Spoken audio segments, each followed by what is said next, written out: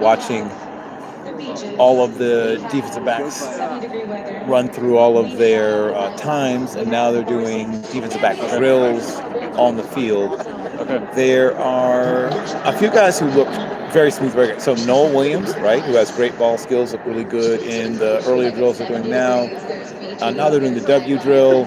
Quincy Wright just did his. Of course, he has good hands, former wide receiver. Azare Thomas, who is a lot of people's number one or even number two or number three, somewhere in maybe those top three corners. He's a little lower than that for me. His back pedal wasn't what I was looking for. I saw some inefficiency, some choppiness, some extra motion. And once again, something you can work on, you can get better, but I'd like to see that improve. So that's something I'd like to see him work on. Maxwell Harrison looked fantastic. He looked like a guy who could be one of the top, if not the top corners here. Barron had a very good, not just the time, but he looked good in the drills. Who else has looked good? Jacob Parrish looked good in the drills. We've seen Quincy Riley look good in DB drills. And going to quickly, ask a couple of quick questions. So I'm going to start with my friend from ESPN Netherlands, Lucas. I'm going to ask you a couple of quick questions. Okay, here we go. So is this your first combine? It is, yeah. It is actually here. First time at the combine. I've watched on TV, of course, but in person, yeah, absolutely. How long have you been with ESPN Netherlands? Not that long, overall, since last September. So I was an internship there, and my internship for school lasted about a semester, and then now I'm freelancing for it. Yeah. Excellent. What are you looking for here at the combine? What are you trying to get out of it? Well, what I'm trying to get out of it now, I'm waiting for a couple of players, which I used in my article, and see how they're going to do. So see what the time they clock in and see how they do well. But mainly, it is like making some observations on how the combine exactly works and try to explain that to people back home who don't know that yet. Yeah. So obviously, it is still a fringe sport to some extent in the Netherlands, to be honest. But in the last couple of years, there has been some growth. What things do you think have helped the NFL at least get a toehold in the Netherlands? Well, I told this actually to a colleague called JJ this morning. I think the real thing which would help the NFL grow in the Netherlands are maybe a game there. We have one big stadium which is suitable enough.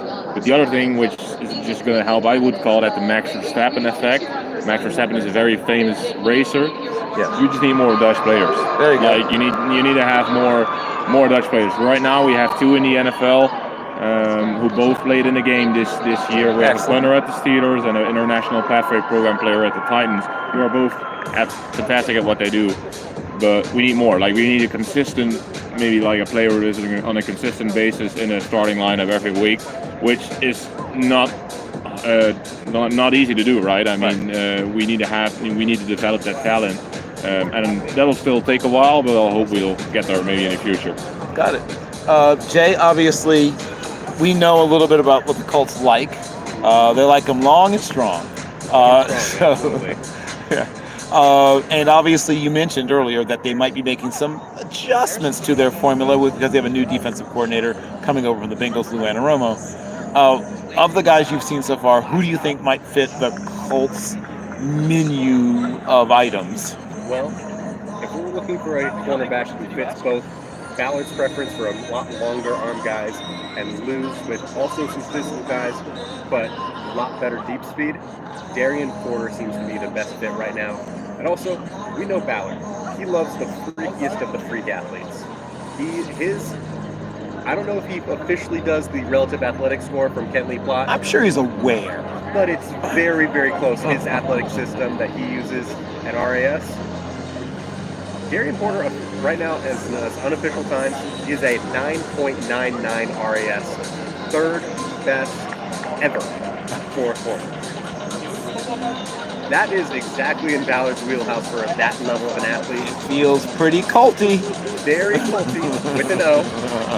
Yes. Yes, with an O. Very much so. He's a smooth, very fast guy, excellent in press man, Has a really good bail technique as well.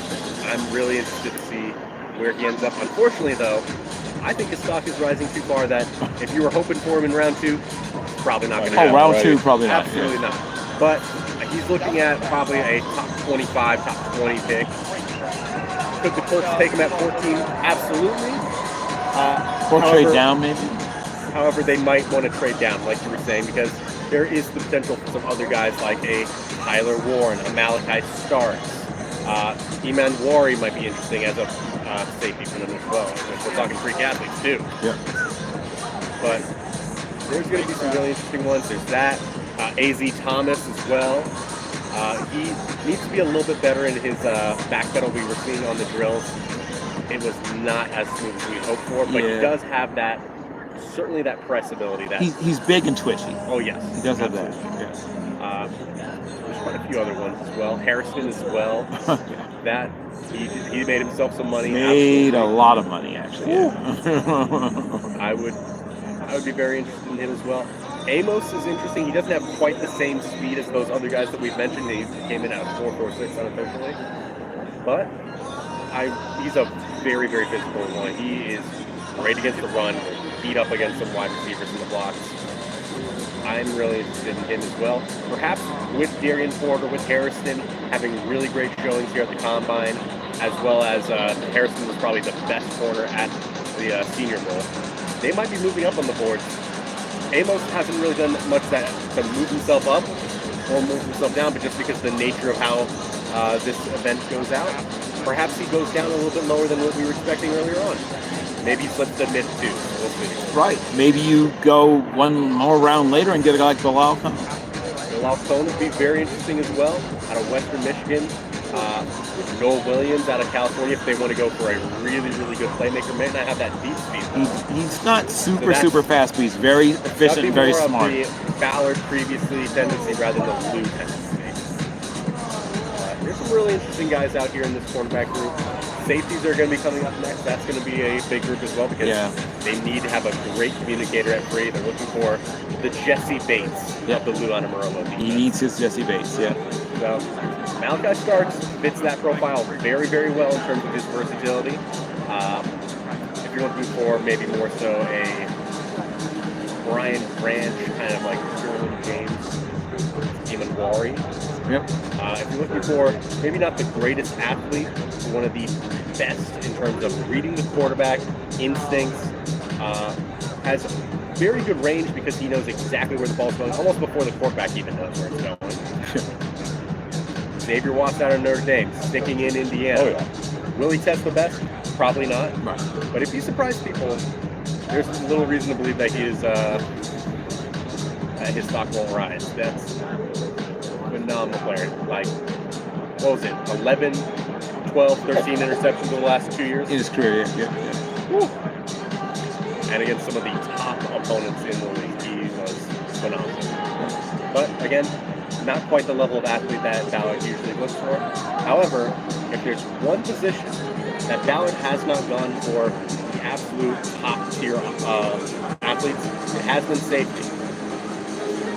And it's also the one position that he has traded up for not once, but twice in the NFL draft. That was Kari Willis from Michigan State, and of course, they traded up for Nick Cross 3 years ago out of Maryland. Willis, not a freak. Cross, yes, a freak. Cross, very much a freak. Kari, no. Blackman, a little bit. He's kind of like in the in-between area.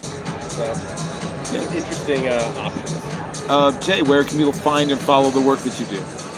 Well, you can find me online at Twitter/X at Robbins Lucas. That's 1B. Don't add the extra. And Lucas with a C, just in case. We also can find me on Blue Sky. I'm going to be on there a lot more recently. That's going to be the J Robbins.